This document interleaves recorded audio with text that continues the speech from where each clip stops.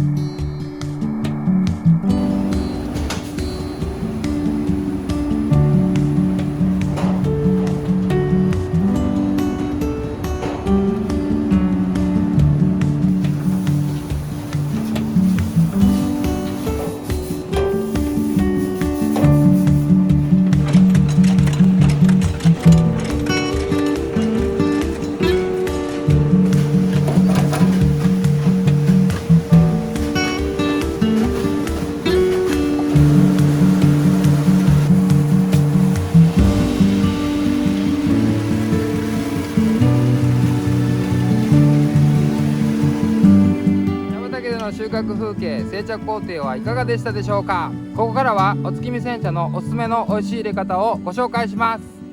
まずはじめに一度湯冷ました約85度のお湯を 150ml ご用意ください。そして 5g の茶葉、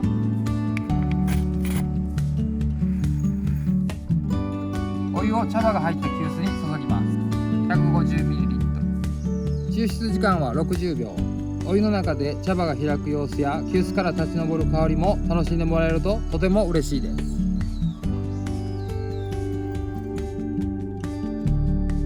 最後の一滴までお楽しみください。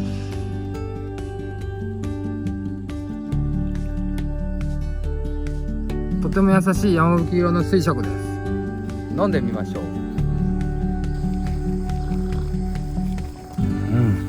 美味しい。すごく優しい味わいですね。渋みが少ない。秋の新茶なんですけど、すっきり結構爽やかな味ですね。このお月見煎茶は水出しでも簡単に入れられます。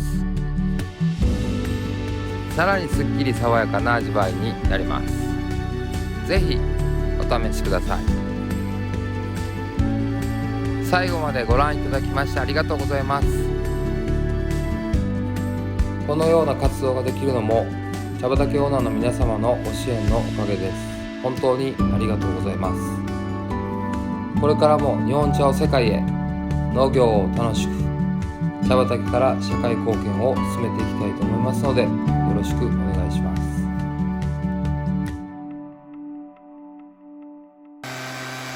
チャンネル登録よろしくね。こっちからこっちの風